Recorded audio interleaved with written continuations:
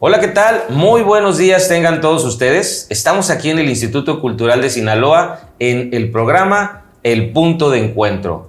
Hoy me encuentro muy feliz porque vamos a entrevistar a un personaje mazatleco con una trayectoria impresionante dentro de las artes. Escritor, actor, dramaturgo, productor teatral, pero sobre todo una excelente persona, una nobleza que lo caracteriza y por eso es famoso aquí entre las amistades de Mazatlán. Déjenme presentarles a nuestro querido maestro Manuel Hernández Rochín. Gracias Sergio, gracias por la invitación. Estoy también emocionado y contento de estar aquí y pues vamos a platicar a ver qué sale, ¿no? Pues su trayectoria es muy larga y la verdad hay muchas cosas que preguntarle, pero lo primero, ¿es Manuel Rochín, Manuel Hernández Rochín o Manuel H. Rochín? Bueno, esa es una buena pregunta porque empecé firmando mis cuentos, mis pequeñas obras como Manuel Hernández Rochín, ¿no? Después lo hice más corto, Manuel H. Rochín, y Manuel Rochín es el actor de teatro en Mazatlán, ¿no? Que tengo ya pues varios años incursionando en el quehacer teatral de Mazatlán y de Sinaloa, se puede decir, ¿no? Entonces, hay personas que me han preguntado si son dos personas diferentes, ¿no? Manuel H. Rochín y Manuel Rochín, el escritor y el actor, es la misma persona. Sí. Hablando de esa persona, ¿cómo se define Manuel Rochín? Pues yo creo que soy una persona que busca expresarse a través del cuento, a través del teatro. En un momento me puse ambicioso y escribí novela. Tengo proyectos de novela todavía por ahí algunos.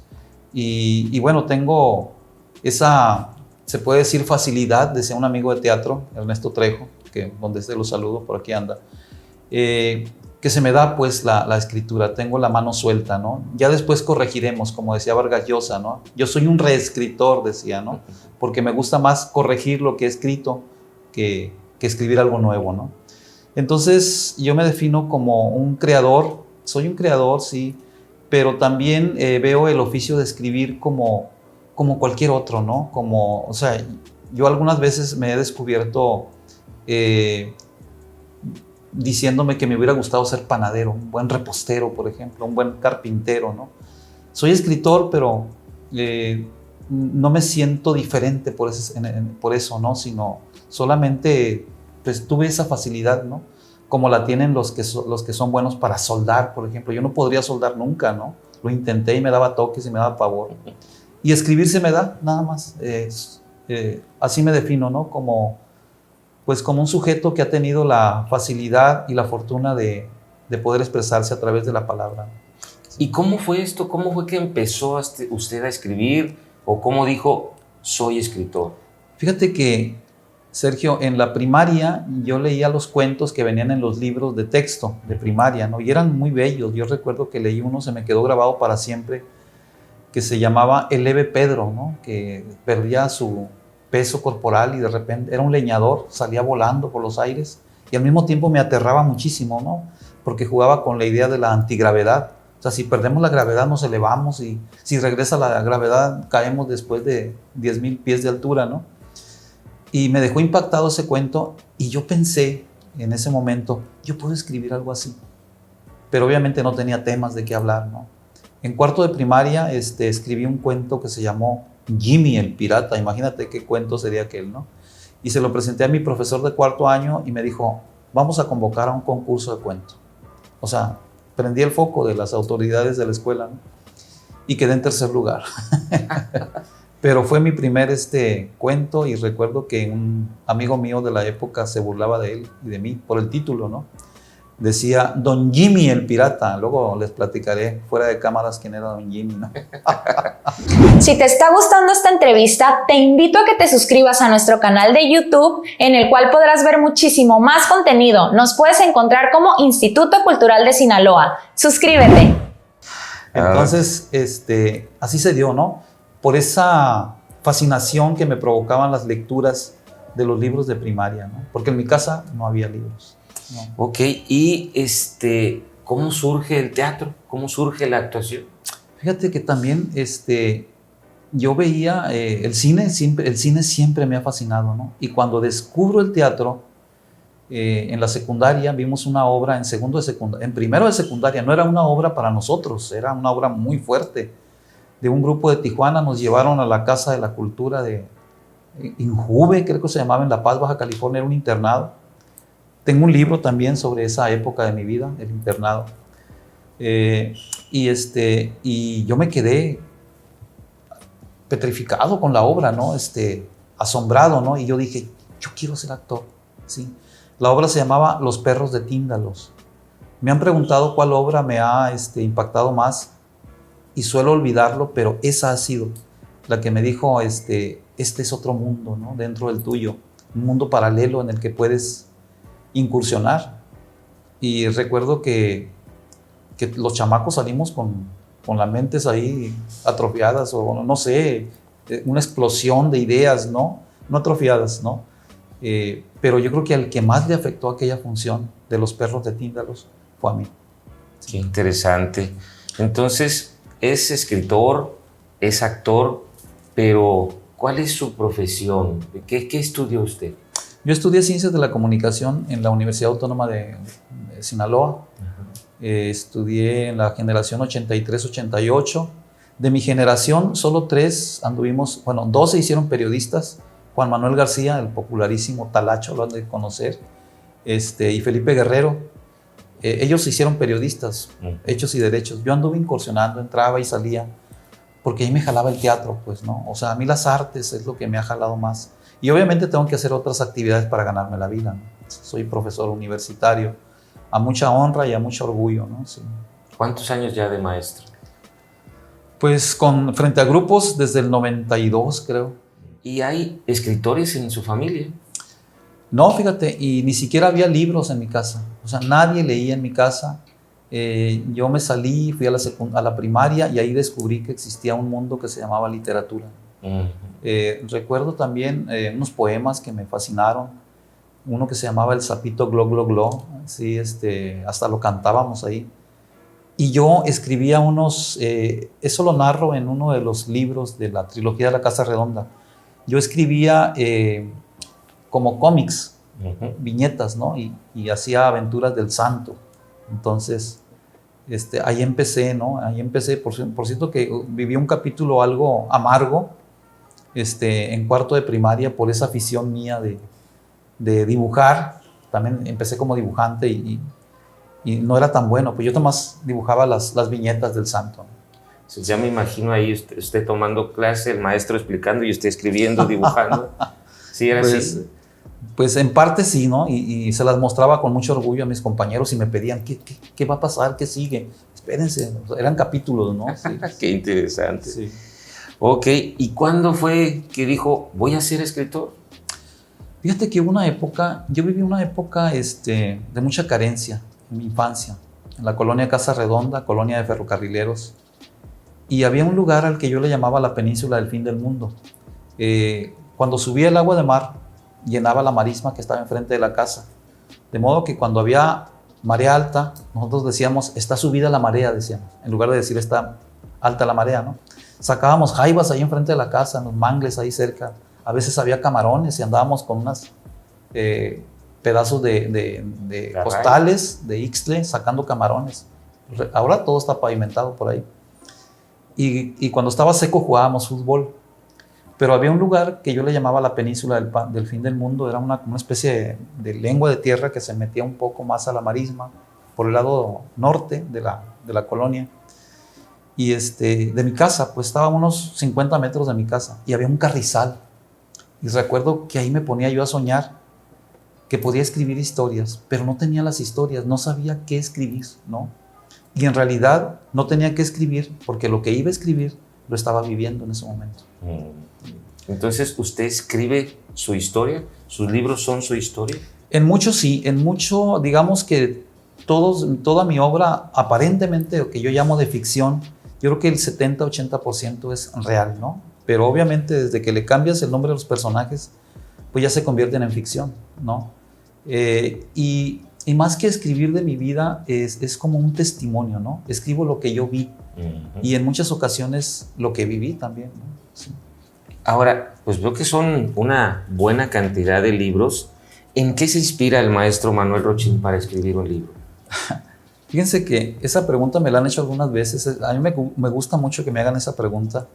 Me inspiro en lo que veo, ¿no? En las historias. Mi hermano, el Job, el Joe, me ha regalado varias historias de sus propias vivencias que vienen ahí. Es un personaje de la trilogía de la Casa Redonda.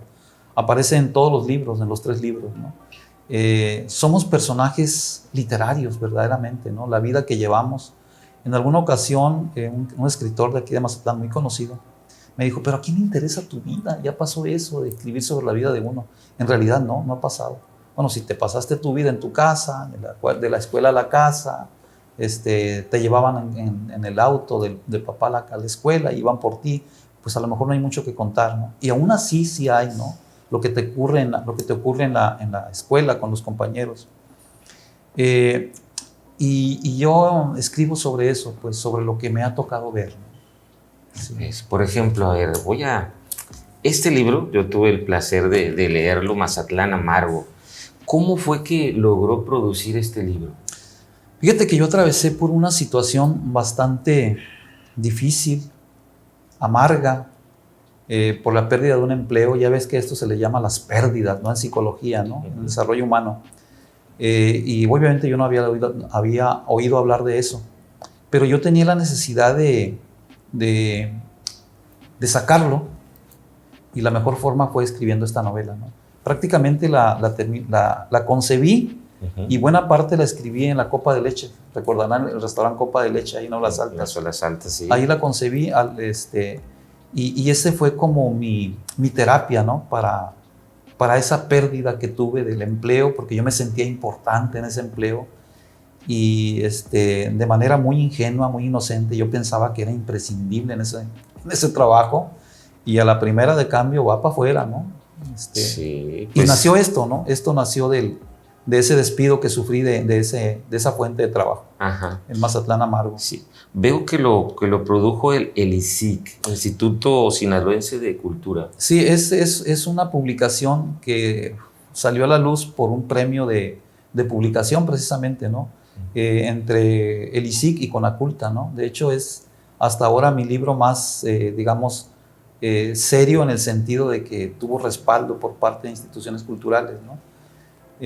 Se los agradezco mucho al ISIC, ¿no? Y que me hayan permitido publicarlo, ¿no? Ya quiero tengo 3 libros ambientados en Mazatlán, 3 novelas, y espero que para el próximo año pueda salir esa trilogía de Mazatlán, ¿no? Sí, es uno de ellos. Pues digo, yo tuve el placer de leerlo, y la verdad es, la historia te atrae, quieres seguir leyéndola. Prácticamente en 2 sentadas lo terminé, y pues es un lenguaje muy sencillo.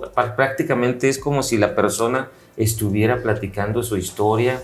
Detalla los lugares del centro de Mazatlán, tiene cosas cómicas, tiene cosas tristes, entonces te lleva de las emociones de un lado a otro, y pues al final termina, como usted dice, siendo un Mazatlán amargo. Sí. Entonces, amigos, si algún día tienen oportunidad de ver este libro por ahí en las bibliotecas, en las librerías, el Instituto Sinaloense de Cultura por ahí lo tiene. Es una obra, la verdad, que se puede leer muy fácil, se los recomiendo, y pues es aquí del maestro Manuel Rochín. Pero no nada más tiene este libro, maestro, veo que tiene otros, y que también por premios, creo que premio... Esa es una mención honorífica. Sí. Ajá. Fíjate que cuentito de La noche no tiene salida, yo lo concibo mucho como teatro, ¿no? Es una historia muy lamentable que ocurre en la corporación de policía, de la policía municipal, hace muchos años, como 30 años, ¿no? Pero yo me enteré de ese caso, lo escribí en cuento, y en ese tiempo era me ilusionaba más. Yo estaba seguro que iba a ganar el concurso con ese cuento, pero ahora lo concibo mucho como teatro. Quisiera llevarlo al teatro, pero el problema aquí en Mazatlán es que una obra con muchos actores, con un reparto grande, es muy difícil, sobre todo para una segunda función, ¿no? Pues sí. Y veo otro que dice novela ganadora del Premio Nacional Valladolid de las letras 2004. Sí, ganó la primera edición del premio ahí con Maru. Pero no la verdad, vayas a enamorarte. Sí, fue la primera edición 2004, ¿es verdad? Sí. Sí, 2004, pero nacional, el premio nacional. Es un premio nacional, ahora es binacional. Y sí, esa novelita me gusta mucho, ¿no? Es una de las que formarían la trilogía de la casa de Mazatlán. De Mazatlán, sí. Ok. Este otro libro, Sobre Ruedas, ajá. ¿De qué trata, maestro? Es un cuento, este es un cuento ganador del premio de Cobaes, del colegio Cobaes, que ya desapareció ese premio lamentablemente. Yo lo gané después de 3 o 4 intentos, ¿no? Es como aventar un anzuelo con la carnada, a ver si pega, ¿no? Y recuerdo que estaba en el Museo de Arte cuando me avisaron. Fue muy emocionante, fue mi primer, digamos, premio un poco importante, ¿no? Sí.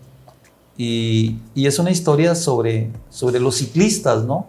De cómo los ciclistas arriesgan su vida cada vez que salen de su casa a trabajar y cómo arriesgan la vida cada vez que vienen del trabajo a su casa, ¿no? Ahora con esto de las ciclovías es maravilloso, ¿no? Que tengamos ciclovías, porque yo soy ciclista, ¿no? Y no hay placer más grande que pedalear. Es lo que iba a comentar. Usted es un ciclista y pues desgraciadamente hace poco nos enteramos que tuvo un problema grave de salud a raíz de estar en bici. ¿Nos podría platicar qué pasó? Pues fíjate que algunas personas me han dicho que por mi afición a la bicicleta y a trotar y a nadar fue que no me mató un infarto, ¿no? Fue un infarto agudo al miocardio, que por otra parte también me hizo que mis prioridades cambiaran, ¿no? Y precisamente una de las prioridades que subieron al primer lugar fue la publicación de la trilogía de la Casa Redonda, ¿no? Entonces, ahora mis prioridades son convivir con mis amigos, pasármelo bien, con mi familia también, con la gente que me estima y que yo estimo. Y este libro, ¿no? Que saliera ya después de tantos años que yo... De hecho, lo he mandado a concursos y no me lo han pelado al pobre, no lo han hecho caso, ¿no? Pero le tengo mucho cariño a los 3 libros, ¿no? Sobre todo al primero, ¿no? Que habla de mi vida, de mi infancia y mi adolescencia con mis amigos de la colonia Casa Redonda, colonia de ferrocarrileros, que yo la recuerdo hermosísima en mi infancia, ¿no? Muchos árboles, las casas de madera sobre zancos, los patios arbolados de todo tipo de frutas, patos, gansos, gallinas en los patios, ¿no? Pilas, o sea, era una colonia bellísima, la recuerdo, y cuando subía la marea, prácticamente nos cercaba el agua de mar casi por los 4 costados, nomás quedaba la salida a la avenida Gabriel Leiva, ¿no? Y a las vías del ferrocarril. Y bueno, han de saber que la colonia Casa Redonda se llama así por una pila que estaba en los talleres ferroviarios, ¿no?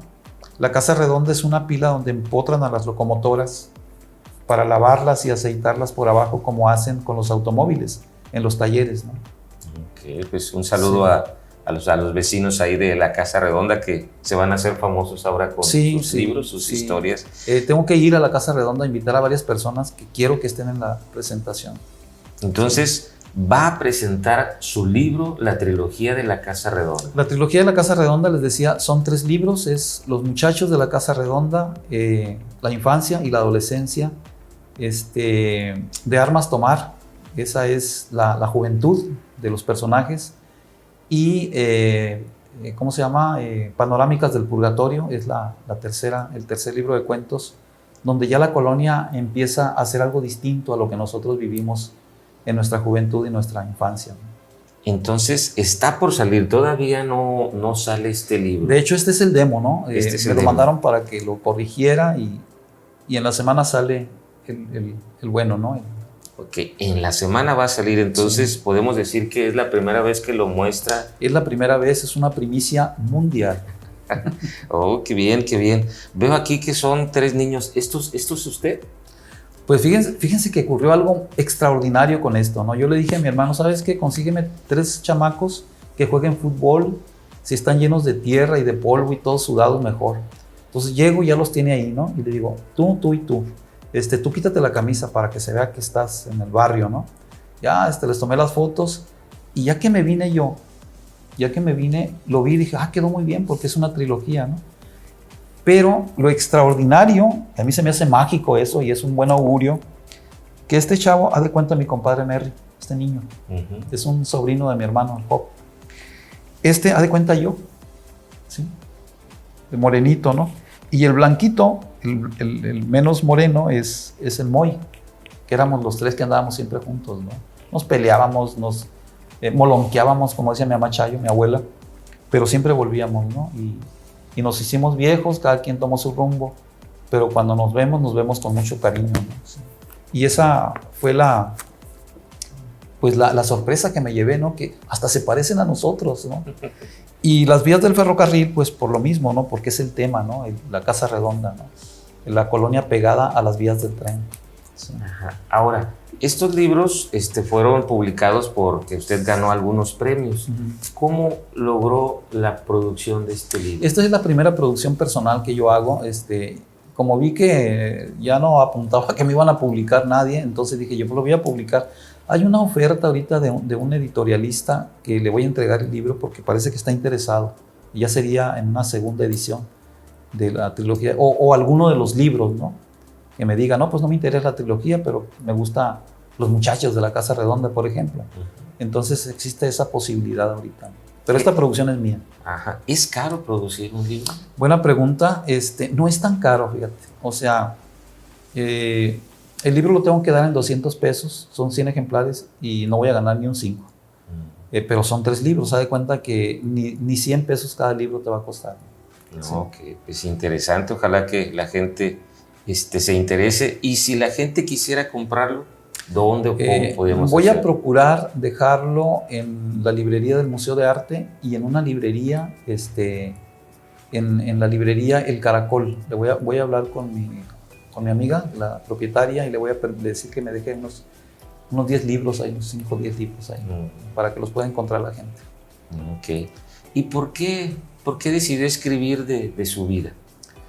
Te quería contar esa anécdota de una película que les recomiendo muchísimo. Está en el YouTube, se llama Valentín. Es un niño, es argentina. El productor, escritor y el que concibió la idea es el niño, ¿no? Es el ahora adulto, ¿no? Valentín. Entonces hay una escena que a mí me encanta donde él está platicando a su amiguito de primaria, como de tercero de primaria. Él sueña tener una familia, es huérfano de madre y el papá viaja mucho, ¿no? Entonces se le anda consiguiendo una novia al papá para él tener una familia. Es conmovedora la historia, muy conmovedora. Pero el papá es un tipo insensible, violento. Él vive con su abuela, el niño. Y entonces le dice a su amiguito, yo quiero ser escritor. Con todo el tono de los argentinos, ¿no? Yo quiero ser escritor. ¿Pero de qué vas a escribir? Le dice el otro niño. ¿Tú qué vas a escribir? Pues de mi vida, pelotudo. ¿De qué quieres que escriba? De mi vida. Entonces, somos expertos en nuestras vidas, ¿no? Y es lo que podemos escribir. Ahí soy muy creativo, ¿no? Por la libertad que te da la ficción.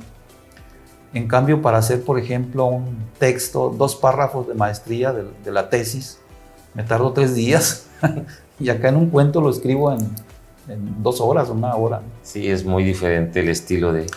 ¿Y usted qué le recomienda a aquellos jóvenes que quieren, así como cuando usted empezó que decía quiero escribir pero no tengo idea? ¿Qué les recomienda a esos jóvenes? Yo creo que son las dos tareas, ¿no? Practicar, escribir lo que veas. Si tienes un recuerdo bonito de tu abuelo o de cuando te regalaron tu primera mascota, lo que sentiste, empieza redactando esas emociones. Los artistas trabajamos con emociones, ¿no?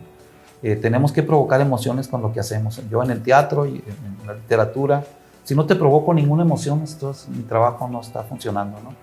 Entonces yo les recomiendo que escriban sobre ellos, ¿no? Sobre lo que son expertos, ¿no? Sobre su vida, sus familiares, vicisitudes que vivieron con su gente, ¿no? En sus colonias, en su escuela. Y que lean. Busquen a Juan Rulfo, busquen a los autores latinoamericanos que son extraordinarios, busquen antologías de cuentos.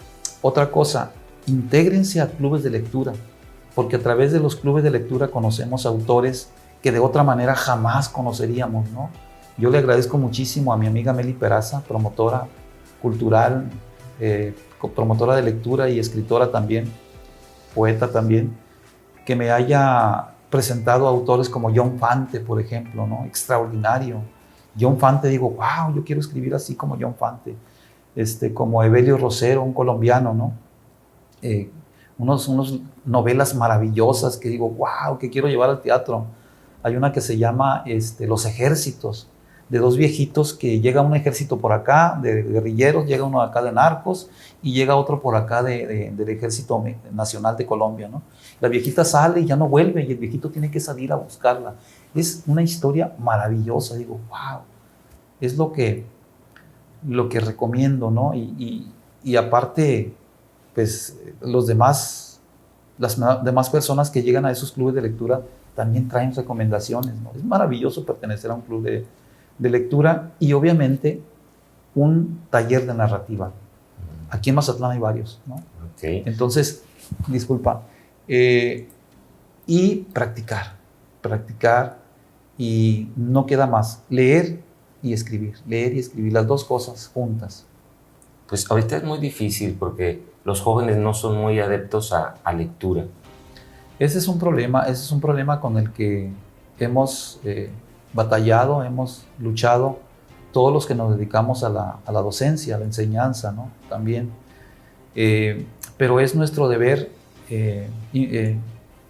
meterles esta idea a los muchachos de lo necesario que es la lectura y que se convierta verdaderamente en un gozo. Yo les digo, si un libro los está torturando, bótenlos, así sea Cervantes o Shakespeare.